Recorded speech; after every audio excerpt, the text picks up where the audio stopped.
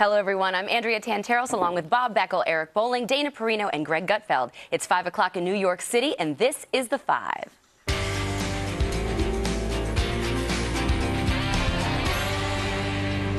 Well, is the world finally waking up to the growing threat of Islamic terror? Now, we've warned a lot on The Five about the escalating attacks on Christians worldwide. Now, with the kidnappings of nearly 300 schoolgirls in Nigeria, our government, celebrities, and the international community seem to finally be paying some attention. First Lady Michelle Obama has joined an online campaign to find and free the missing girls. Angelina Jolie has long been a women's rights advocate. She's now calling for their release and urging action against Boko Haram. I'm absolutely sickened by it. If the world does nothing, then they get away with this, then we set this horrible precedent. So I think it's extremely important that something is done immediately to try to find these girls, to try to bring them home. And God forbid we can't, we have to still bring these men to justice. Well, the Muslim terrorists of Boko Haram are waging a bloody war against Western education. One of the powerful voices hoping to raise awareness is the Pakistani schoolgirl who was shot in the head by the Taliban. I think that we should not remain silent. And this is my feeling, that if we remain silent, then this will spread. This will happen more and more and more. So if you want to stop it, then we have to speak. All right, so Bob, the president of Nigeria, Goodluck Jonathan, is a known Christian. And if you listen to what the leader of Boko Haram is saying, not only does he want to embarrass this president and start a war between the Muslims and the Christians in Nigeria, he's calling to reinstate an Islamic caliphate in northern Nigeria. So the goal seems to be the same of Boko Haram as it is for these other terrorist organizations. Yeah, well, this is the thing that, I mean, it's nice of whatever her name is, Jolie, to say something like this, and is the world now to pay attention.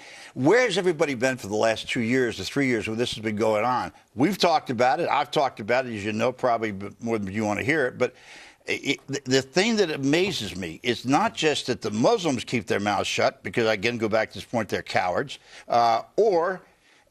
but in the United States, our own president has not done enough. Our State Department has not done enough. The celebrities are now coming out. Why? Because these are 300 girls. I understand that, and believe me when I say that, you know, that they may become the one key that finally got the world woken up. But why did it take David Cameron, the first leader of the West, to say something about this? Why has not a single head of the Muslim countries done anything about this? And I'll tell you, it's because they're afraid of these people, and you do that, and you allow them to do the kinds of things they do. And if until you're willing to get the guts up to take on some of your own people, you deserve what you're getting. Dana, we talked about this before the show went live, that Angelina Jolie has been focused on Boko Haram, but these other celebrities seem to be a little late to take up this cause. Earlier this year, for instance, 50 Nigerian boys were kidnapped and slaughtered at a school, some burned alive, but we didn't really hear that much about it. I mean, Greg did a monologue on it, but other than that, there was silence from Hollywood. So why now, like Bob says? You never really know what's going to capture somebody's imagination or to get something going viral. And I guess you could say better late than never. But it is curious to me that 60 boys can be murdered and you don't hear anything about it, but 300 girls, and I'm all for it. But I also wonder about the 8,000 children in Syria and the question about that we can't allow what Boko Haram is doing to stand when the Syrian government used chemical weapons against those children. And there's video of it. We knew where they were. So I think there's a question of consistency. I also believe that it goes back to something that's very key that we learned after September 11th. There had been terrorist attacks, including the one that Eric witnessed at the World Trade Center in 1983. Mm-hmm. Then you go forward to 2001. In between there's lots of attacks all around. But the catastrophic ones, the ones that are where you have thousands of people killed, that hasn't happened in a while. Al-Qaeda is one of the funders of Boko Haram, and I think that the global war on terror was called global for a reason. The designation of you're either with us or you're against us, I think still should hold. And I think the third thing is on the funding part of it. Saudi Arabia, Qatar, and Turkey in particular have all given money to this group, and we, I think, need to stand hopefully with our Western European partners, but if not alone, sanctioning those types of funds, because that way you can cut off the money supply and hopefully prevent them from being able to purchase weapons like they did out of Libya.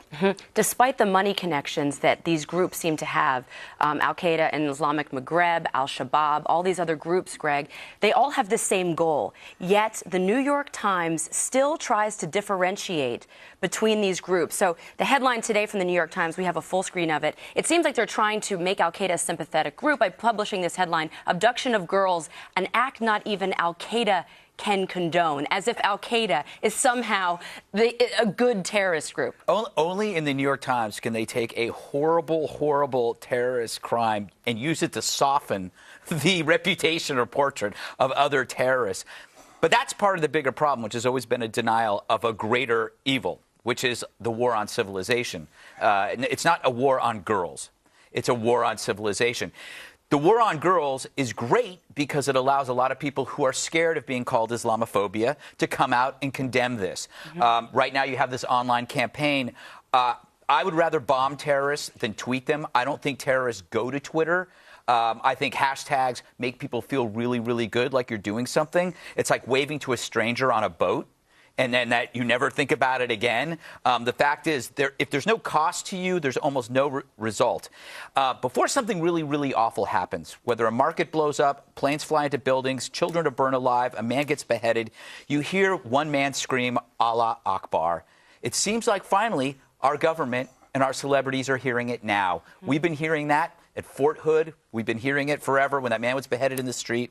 But we have always denied evil because we were scared that we would be labeled a bigot. So now this, thank God, the outrage over this, because it's girls, has allowed people who otherwise would not do this, do it now. So I will take it.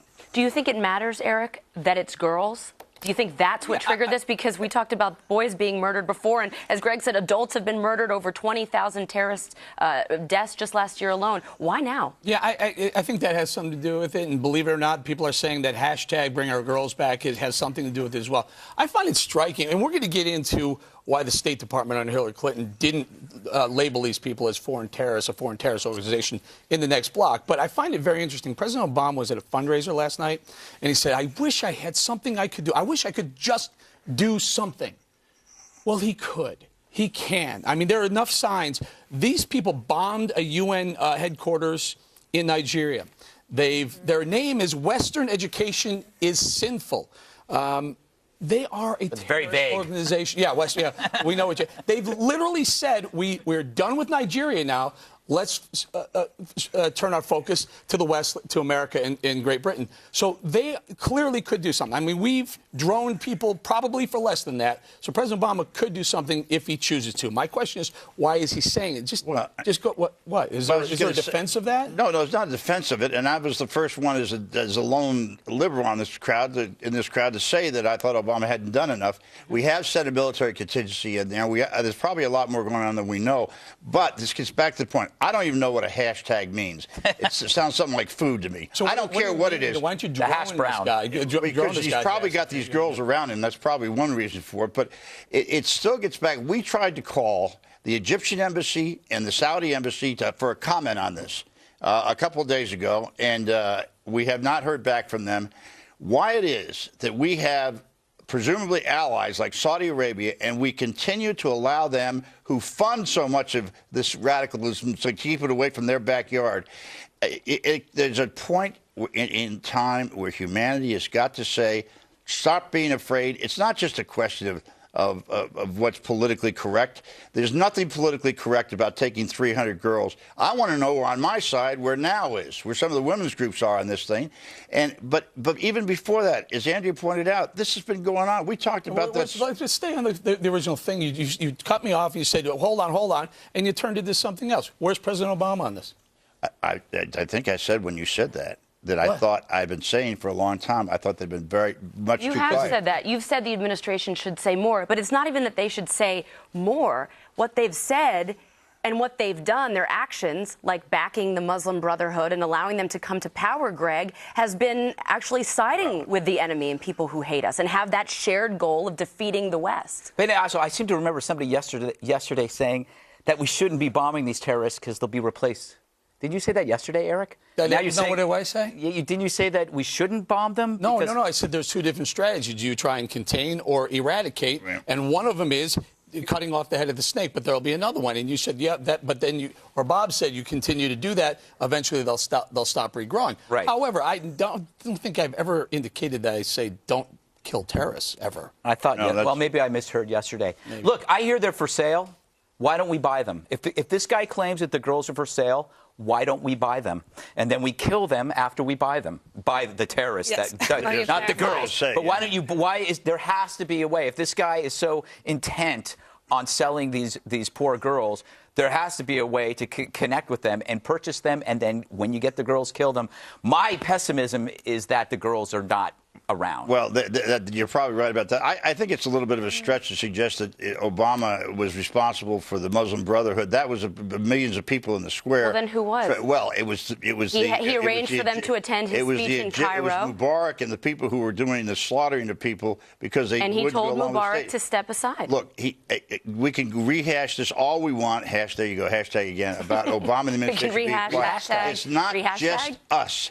You know who else hasn't spoken up yet? Is the American people haven't spoken very much. I think everybody's got a responsibility to say to their ministers, who are Christian churches here, we're watching this happen, they're Christians. Has anybody heard a major Christian figure in this country or any churches say anything about it? No. And I get back to this. The reason they're afraid of it is because it's not just politically correct. They think they're going to get a fatwa on them. If I don't have a fatwa now, I probably should get one. Give one to me. I could give it. Dana, when I think about how there's probably a lot going on, and I saw you nod, that we don't even know about, I'm okay with that. I don't like to telegraph to the world every single tactic. I don't think the public needs to know. But to Bob's point, whose fault is it that the public maybe isn't as educated on radical Islam? Is it the media's fault? Is it the administration's fault? I mean, your former boss made it a mission to defeat them. Whose fault is it? Should we be more informed when it comes to the history of radical Islam? I think that what the hope is that that citizens in America can go about their lives and raising their families and going to their jobs and to be able to trust that their government is doing as much as it can to protect them. But then we have to have a discussion and decision about what the foreign policy is, and do we have national interests that are compelling enough to have us do something in that region. I think that something we could do, that we should, hopefully we are doing, but we could actually increase the budget in our intelligence area for counterintelligence, so that you could actually have undercover agents in that region that would be able to maybe do what Greg is suggesting, facilitate okay, we'll buy them type of thing. And then that's a short-term strategy. And the longer-term one is what Boko Haram is against, which is education. That's a much longer thing. Right now, we have to focus on the short term. And in my opinion, you have to take the fight to them, or else it will come to you. I agree with everything you say, but answer me. Well, maybe you can't answer this question, but the people who were so strong on the war on terror, and I talked specifically about Dick Cheney. Has Dick Cheney said one thing about this? One single Let's just thing? be honest. If Dick Cheney said one thing, would you ridicule him for whatever he said? I would not. If he would stand up and do this. Hold that thought, Bob. Hold that thought.